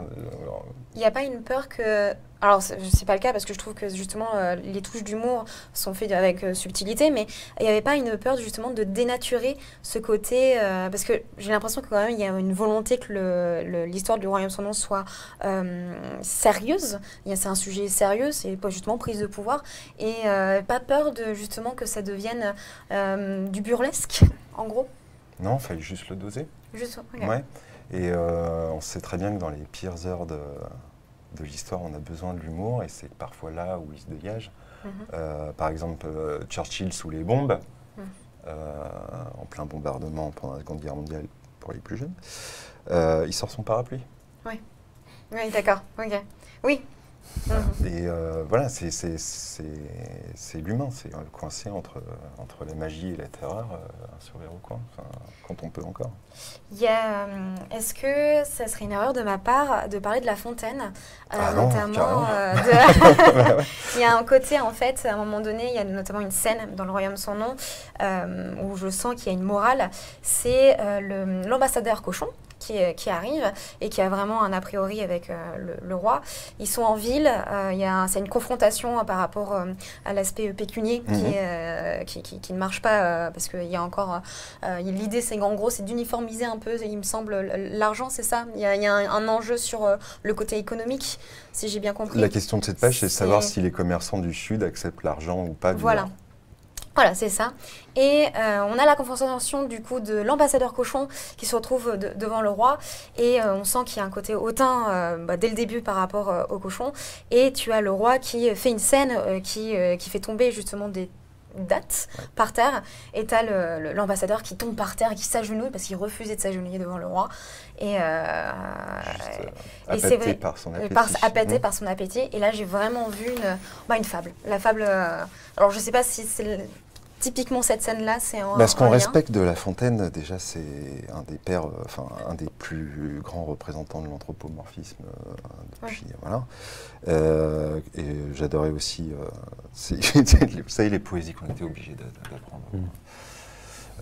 J'adorais La Fontaine parce que ça rentrait bien. Et puis, et j'ai toujours aimé. Et puis, donc ça, tu vois, inconsciemment aussi, on n'a pas de lapin bullybulldé.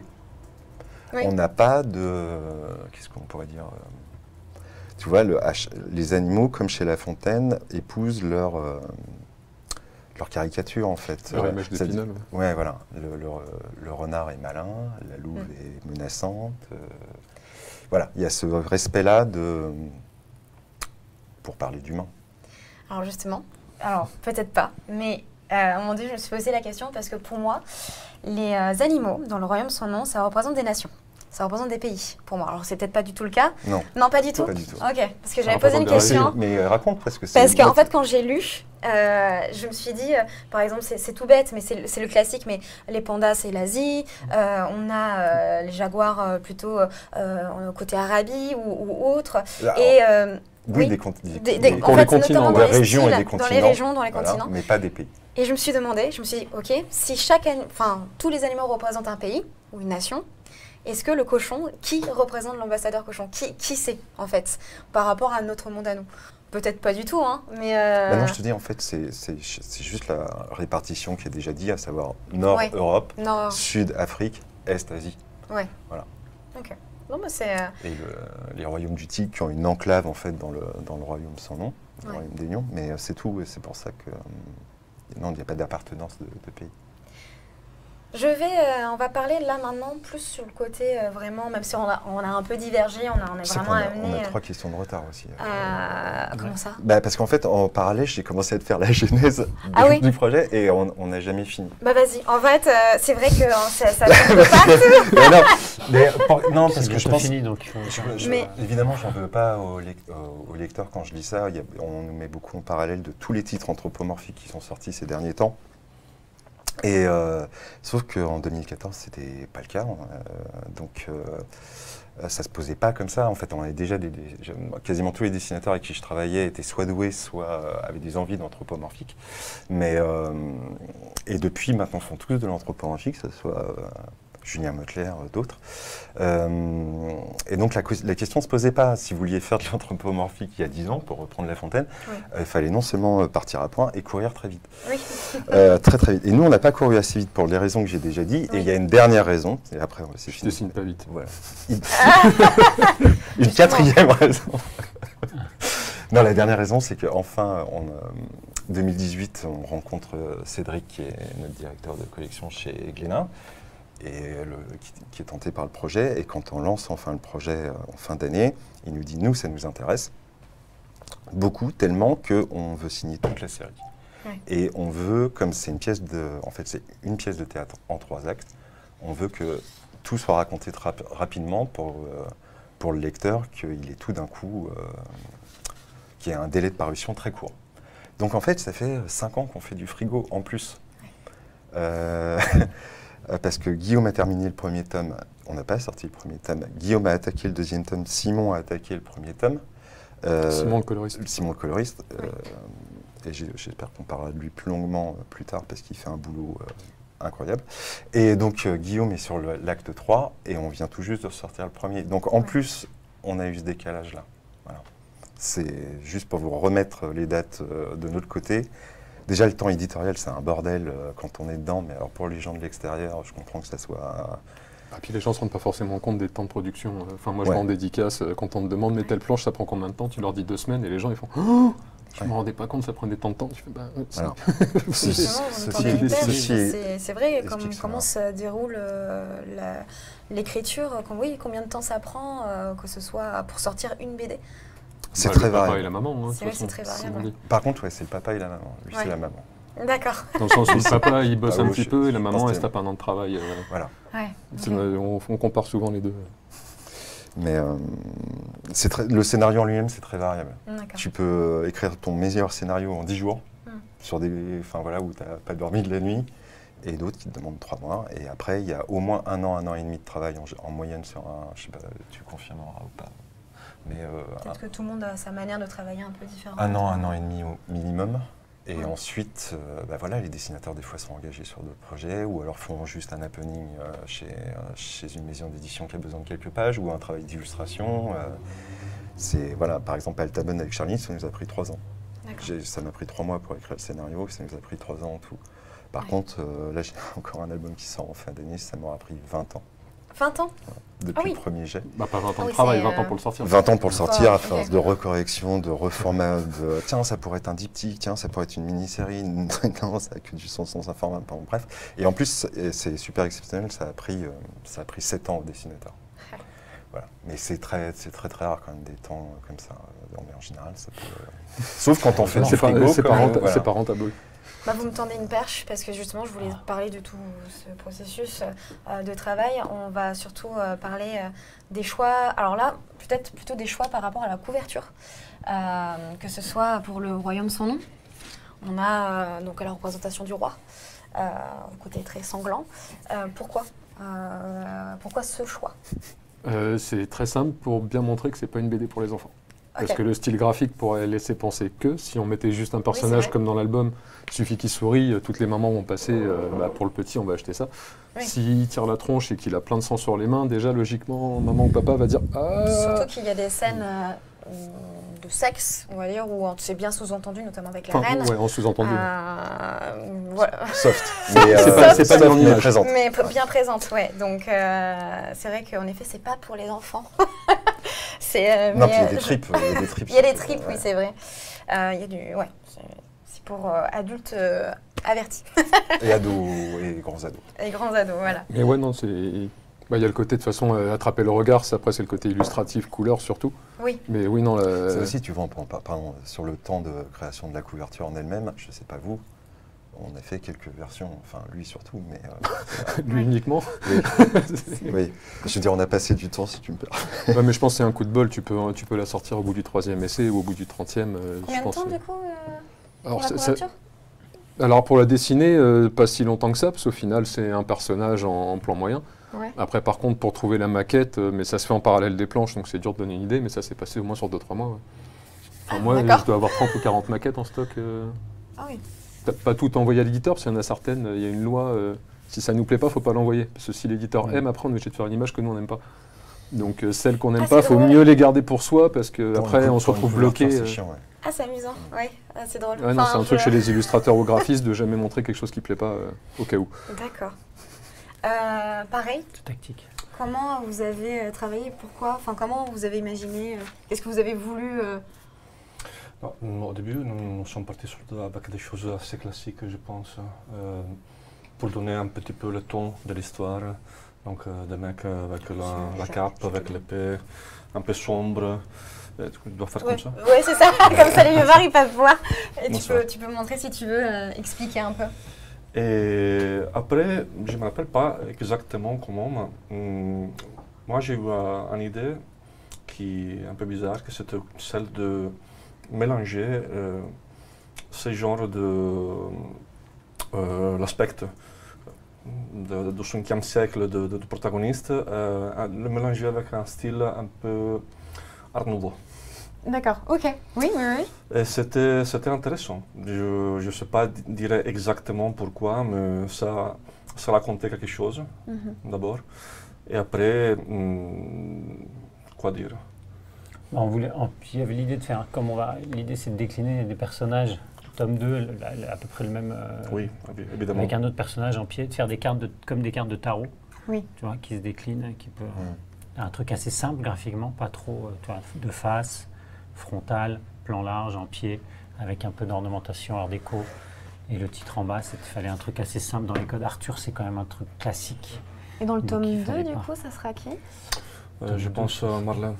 Ça sera Merlin? Ok. L'ON 3, enfin on ne sait pas encore. Peut-être Mordred, le Mordred 4, enfin c'est les 4 persos principaux Ouais. qu'on va mettre tous dans la même pose Ok. en déclinaison carte de tarot, Hmm. qui est quand même un truc ancien aussi, un peu classique. Enfin voilà, on voulait pas une couve trop loin du mythe. C'est quand même un truc très ancré dans l'histoire, donc voilà, c'était l'idée. Oui. Après, oui, jouer avec le symbole, des choses que un petit peu donner l'idée générale de la personnalité aussi des personnages qui sont dans la couverture. Oui. Ça sera intéressant. Changer des petits éléments à chaque personnage, je pense. Oui, ok. Justement, on va parler de planches, parce qu'il y a notamment, ce qui est incroyable dans la BD, c'est quand, et souvent c'est ce que je préfère, c'est quand tu as la planche qui représente 2 pages, enfin une énorme image, justement la vôtre qui est extrêmement marquante, c'est la première. C'est la première avec cette énorme scène de bataille, même ce bestiaire.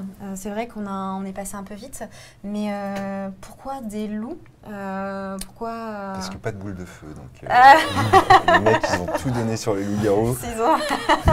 Mais c'est vrai qu'on a des hommes loups. des hommes loups. C'est une créature. quelque chose. Non, c'est bon, c'est très bien. Mais pourquoi, oui, est-ce que vous pouvez m'expliquer aussi, il y a un mouvement qu'on peut voir sur cette planche, en creux, dans une crevasse. Comment vous avez travaillé cette planche? C'est une planche que je pense qui a été refaite 4 ou 5 fois. Qui n'est toujours pas fini, je crois. D'accord. Ça a été, je pense, la double page la plus compliquée à faire. Ah oui. Je me rappelle aussi que Jérôme m'a dit ne pas commencer par cette double page-là. Nous en parlons après. Pourtant, c'est la première, et justement, je me suis dit que la volonté, c'était, quand on ouvre, c'est d'en avoir plein les yeux dès le début en disant « Ah oui, ok, Oui. Je sais dans quoi je rentre ». Ça donne tout de suite Parce qu'en fait, derrière, il y a couleur. Merlin qui parle, donc c'est un peu plus calme. Donc il fallait tout de suite faire un hook, agripper le lecteur. Et dire voilà, ça va être un peu énervé. Il fallait donner l'idée que l'origine de ce monde, c'était le chaos. Très sauvage, très violente aussi. Après, un petit peu, le ton de récit, ça change. Mais là, pour cette scène, je dois dire que l'aspect le plus comment dire, compliqué, c'était la chorégraphie de la bataille. Parce qu'on voulait donner l'idée de ce qui s'est passé, exactement ce qui s'est passé, de comment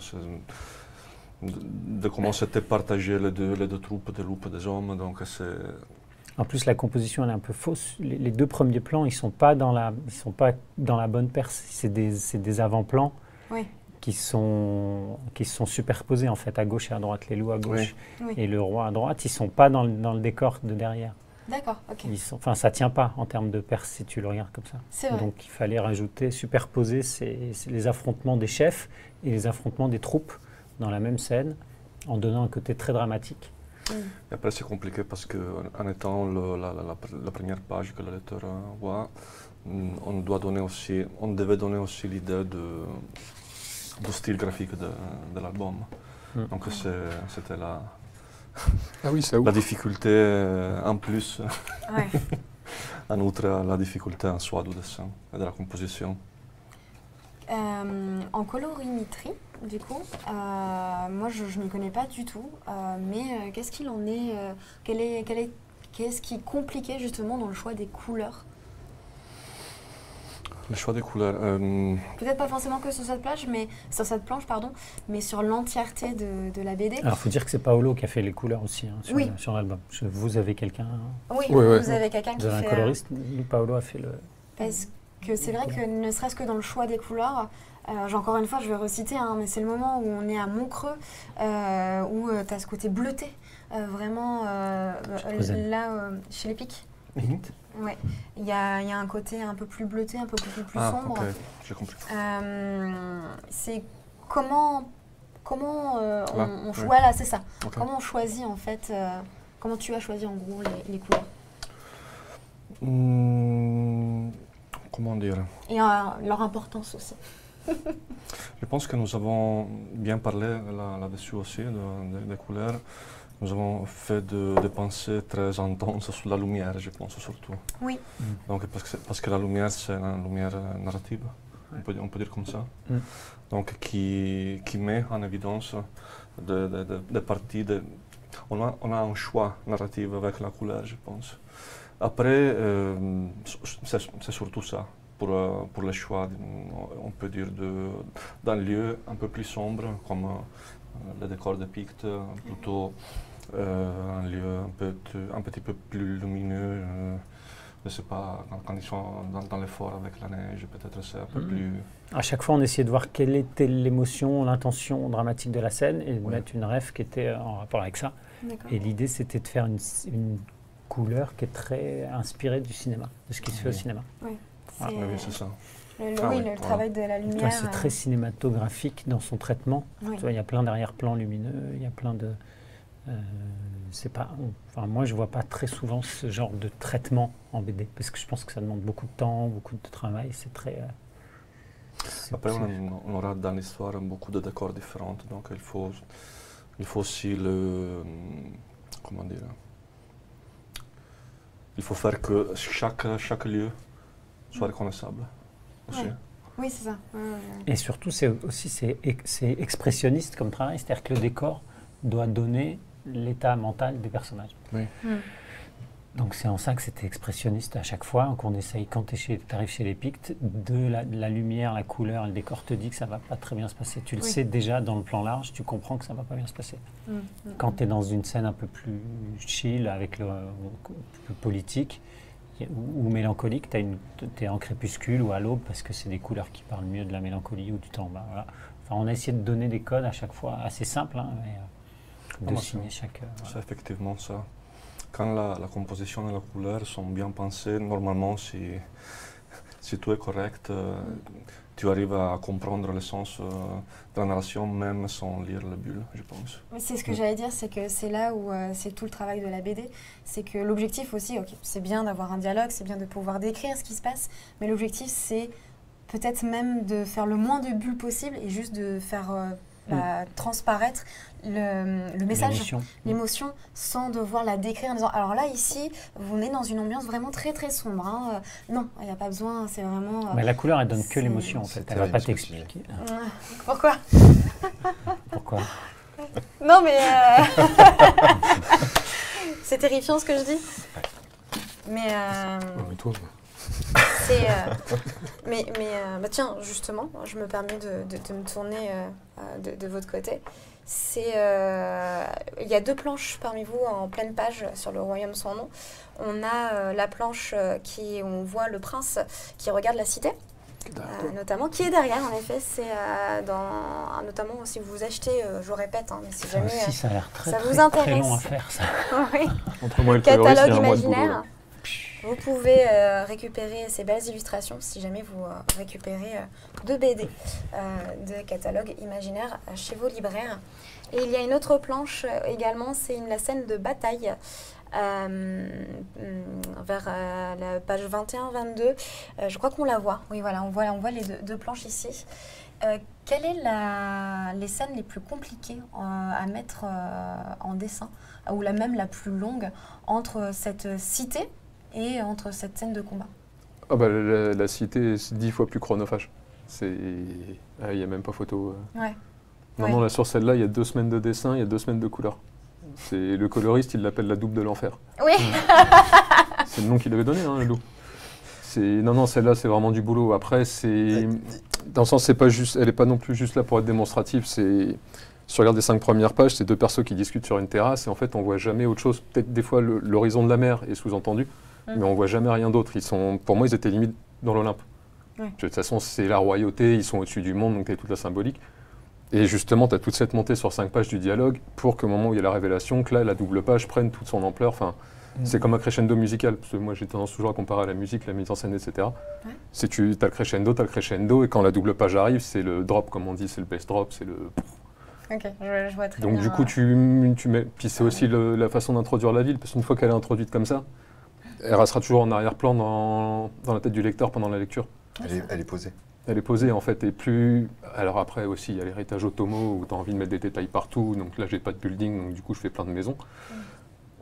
Mais c'est... Non, la scène de bataille est beaucoup plus courte. Beaucoup plus simple. Ah ouais, non, non, rien à voir. Alors que dans la scène de bataille, même si je comprends, en vrai, c'est que c'est plus long à mettre en œuvre, mais la scène de bataille, ce qui est impressionnant, c'est le mouvement. C'est vraiment... Ça, c'est que du bonheur, ça, à dessiner. dessiner. Ça va tout seul, ça. C'est le plus amusant, c'est ce qui te plaît le plus dans...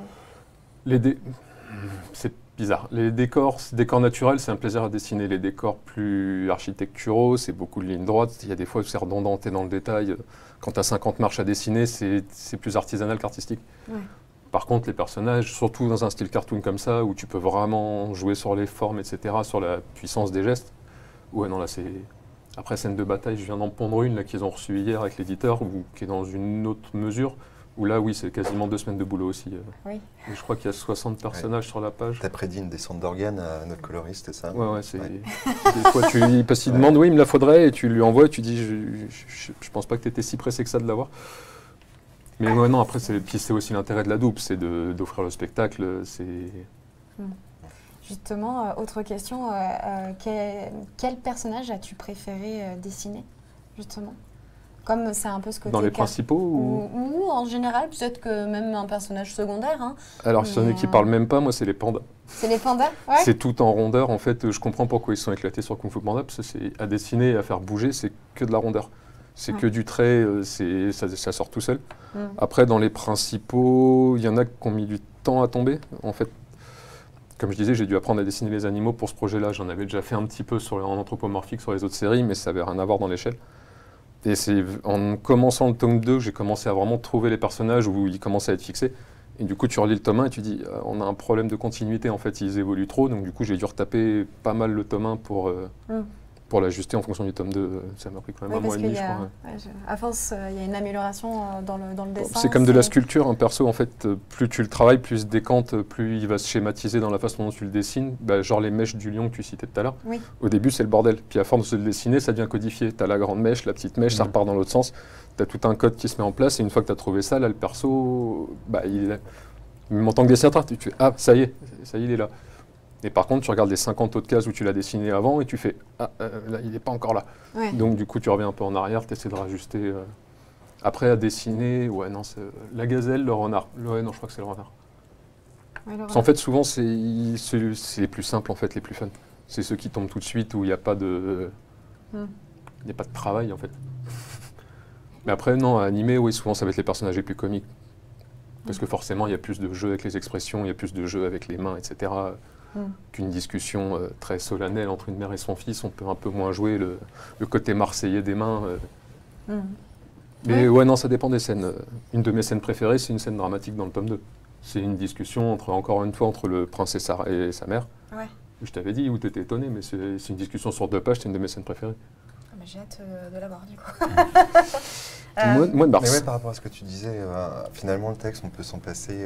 L'intérêt, c'est de suivre le dessin. Non, mais je vous ai dit, évidemment. Il fait des parenthèses dans cette Non, mais pourquoi je dis ça aussi Le dessin aussi, on peut s'en passer. Oui, aussi, ouais. Et puis, d'un coup... Vas-y, je t'écoute. La première page que j'ai dessinée pour toi, c'était une page noire. Je précise, c'est que je comprends ce que tu veux dire. Et sans le texte, en fait, si tu enlèves les bulles, l'histoire doit toujours pouvoir être compréhensible. C'est ça que je voulais dire. C'est totalement ce que je voulais dire. Et parce que la BD a ses particularités, c'est un art graphique au service de la narration. C'est ça. Sans narration, vous faites du dessin, vous faites de l'illustration, vous faites de la com, vous faites de la pub, mais vous ne faites pas de la BD. Donc voilà, c'est pour ça. Mais quand on bichonne évidemment son texte et qu'on essaye de manager les temps de parole et les temps forts sans bulle, tu comprends que ça va faire un petit... Je sais, je comprends. Mais de toute façon, il faut... tu peux narrer sans... C'est une symbiose en fait entre les deux. Ouais. J'en parlais avec Tarquin à Angoulême, j'ai eu la chance d'être à sa table et de papoter, voilà, boulot, et il me disait, pour avoir longuement travaillé avec Arleston, qui lui essaye de placer des bulles sur toutes ces pages, toutes ces cases, lui en tant que scénariste, il a vachement de mal à laisser des bulles des cases sans bulle. Il faut qu'il y ait des onomatopées, il faut qu'il y ait tout le temps une bulle, que ce soit un onomatopée ou des mots.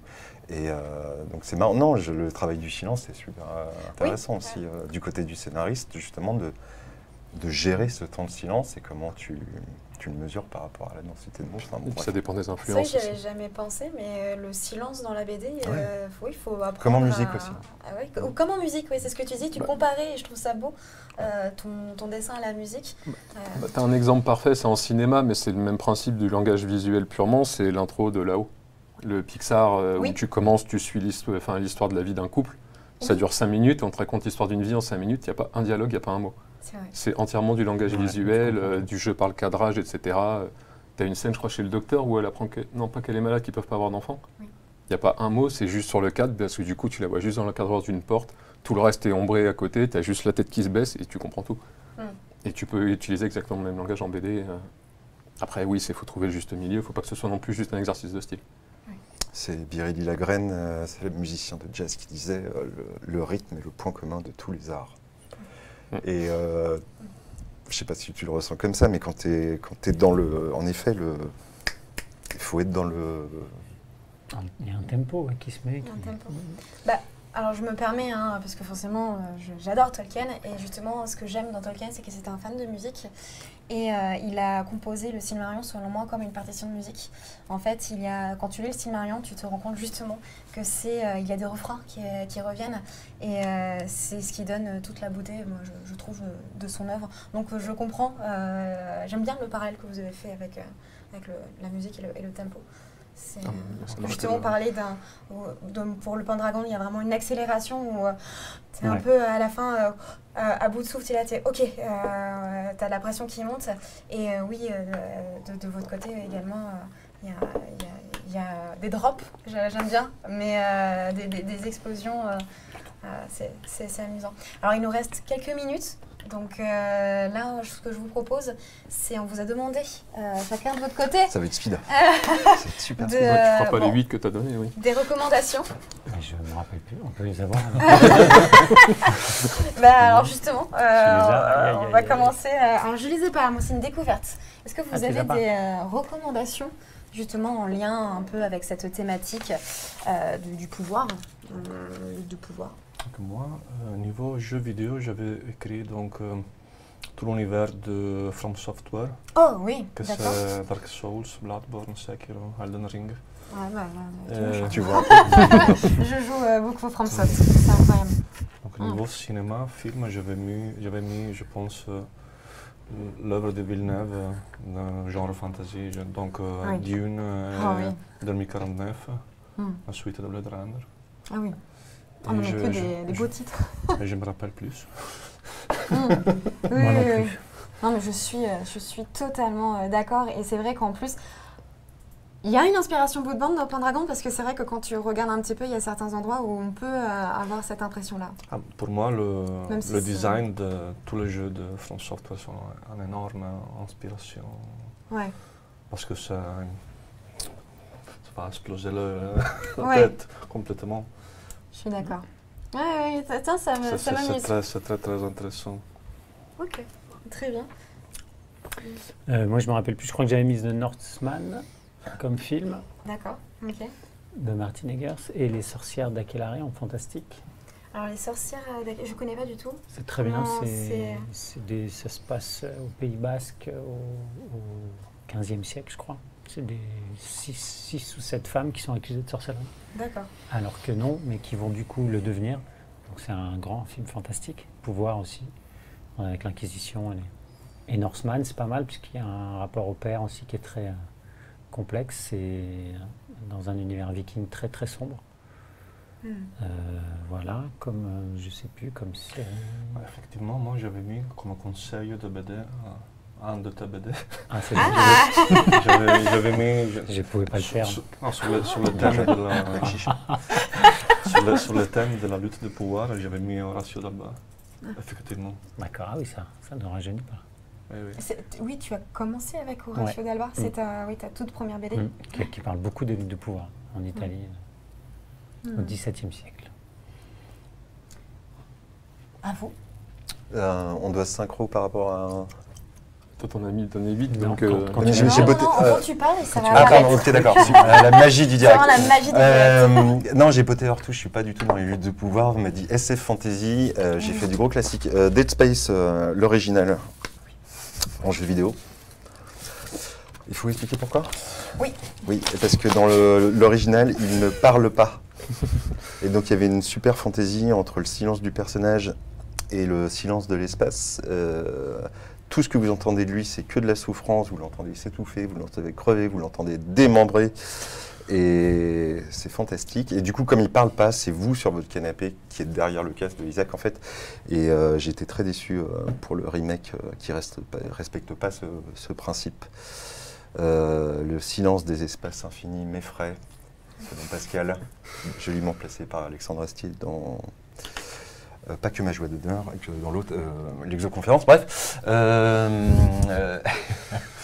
Ensuite, j'ai dit un petit jeu que je viens de découvrir qui s'appelle Death Wish Enforcers, qui a très peu fait parler de lui. C'est bien de la fantasy, il y a bien un côté fantastique. Ça n'a pas l'air comme ça.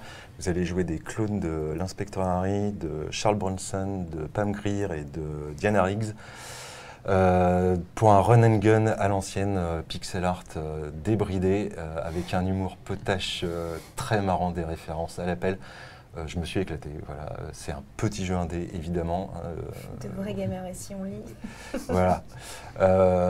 Pour ceux qui ont joué à Sunset Riders autrefois chez Konami, ça rappellera des souvenirs. Et puis un vœu pieux, et du coup c'est mon film aussi doudou, fétiche, c'est Robocop, le jeu qui arrive. J'ai craqué, je l'ai précommandé. Bah oui, parce que Digital Foundry eux-mêmes sont baba, et ils n'en reviennent pas à quel point ça a l'air super. Ouais, c'est fait. Donc ça c'est le film, le jeu sort la semaine prochaine. Voilà, je croise. C'est pas un conseil, du coup, c'est comme je suis comme tout le monde, je croise les doigts. Voilà, j'ai pas pu essayer la démo, mais j'y crois. Et le film est un chef-d'œuvre incomparable de Paul Verhoeven. Que dire? Les années 80 en film. Oui, c'est ça. Voilà. Condensé. Tu l'as vu au cinéma, je pense. Non, j'ai vu le 2 au cinéma. Je l'ai vu au cinéma. Là. Ouais. Moi. J'étais un peu beaucoup trop Moi, le premier au cinéma, ouais, je me rappelle. J'avais 8 ou 9 ans, je crois, en salle. Mais je l'ai vu très tôt, j'ai vu sa sortie en VHS, j'avais 10-11 ans, dans le lot Aliens, Predator, Piège de cristal. Bref. Livre, j'avais dit La part des ténèbres, en livre de Stephen King, qui est assez peu connu. Et surtout lire le livre avant de voir le film, malgré la réalisation de Romero et le scénar de King. Il y a quelque chose dans le bouquin d'incroyablement flippant qui est à la fin du film. Et pour finir... T'en as sorti combien? Je sais pas, on me demande des trucs que j'aime et j'aime Il y a beaucoup de choses, hein. Non, il y en avait plein, il fallait faire un jeu vidéo, c'était cool. Voilà. Peut-être Redek, quels sont...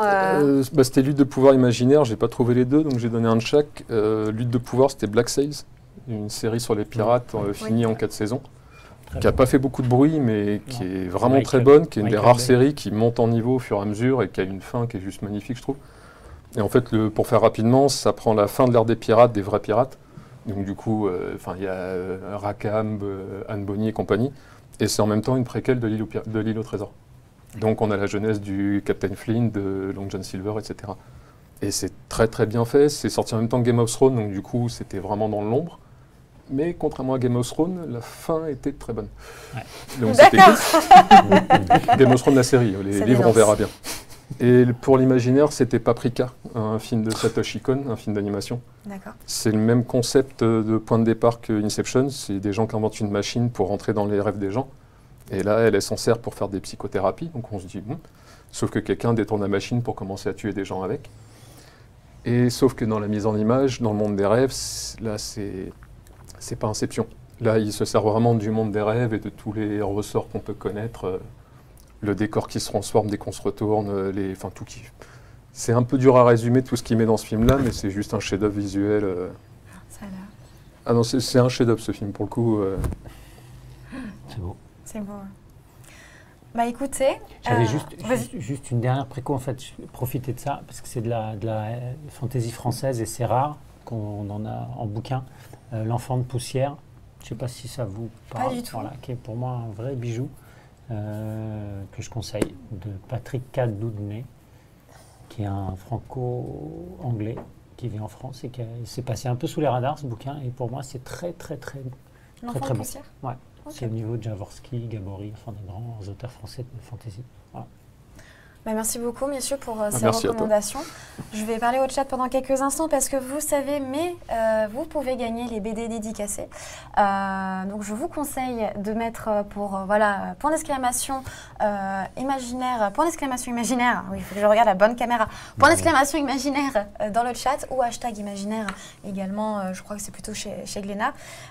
Et on va sélectionner, je vous laisse les modos, je vous laisse 60 secondes les modos et vous sélectionnez un gagnant. En tout cas, ça vous impressionne de voir tous les imaginaires? C'est un gagnant qui prend tout. Eh bien, oui, je crois. Il faudra que je reparle à Glénat. Il y a une semaine avec Redek à gagner, je crois. En vacances. Bah là, ça va être à Saint-Malo du coup. Ouais. Donc vous êtes les bienvenus si vous êtes dans le coin. On y est ce week-end. Il paraît, Saint-Malo. En tout cas, merci infiniment. Regardez Merci. ces 2 heures. Merci. Merci à toi. Merci à toi. Tu vois, c'est passé vite. C'était long, hein? Non, c'est passé vite. Évidemment, En vrai, on a réussi à parler de tout. Je suis contente. C'était des émulsions d'idées de partout, mais moi j'ai passé un très bon moment avec vous. Vous m'avez appris plein de choses. Et moi je vous souhaite déjà plein de réussite pour le reste de votre aventure dans le monde de la BD. Bon courage également. Et puis justement, vous de votre côté, n'hésitez pas à aller chez vos libraires découvrir Pendragon, mais également Le Royaume sans nom, donc des éditions. J'ai du mal. Le Royaume sans nom des éditions Glénat. Et je vous rappelle quand même, il y a le catalogue imaginaire que vous pouvez demander à vos libraires ou que vous pouvez trouver sur Internet. Vous avez une sélection de tout ce que vous propose Glénat, de tout ce qu'ils font. Si vous en prenez 2, vous aurez la chance d'avoir donc un ex-librix avec plein d'illustrations magnifiques, notamment les 2 illustrations des BD qu'on a pu évoquer aujourd'hui. Que ce soit donc Le Royaume sans nom ou bien encore cette planche qui est là. Bref, en tout cas, merci tout le monde. Je vous souhaite Merci à toi, une Priscilla. bonne Et journée. bonne continuation à toi C'est gentil. sur les réseaux et Oh oui, YouTube, toutes tes plateformes. C'était très cool. ça devrait bien se passer. Normalement, regardez, ils ont été adorables aujourd'hui. Moi, j'espère que vous avez passé un bon moment. En tout cas, plein de bisous. Et puis, à très vite pour de nouvelles aventures. Au revoir. Au revoir. Au revoir. Ouais, je l'ai.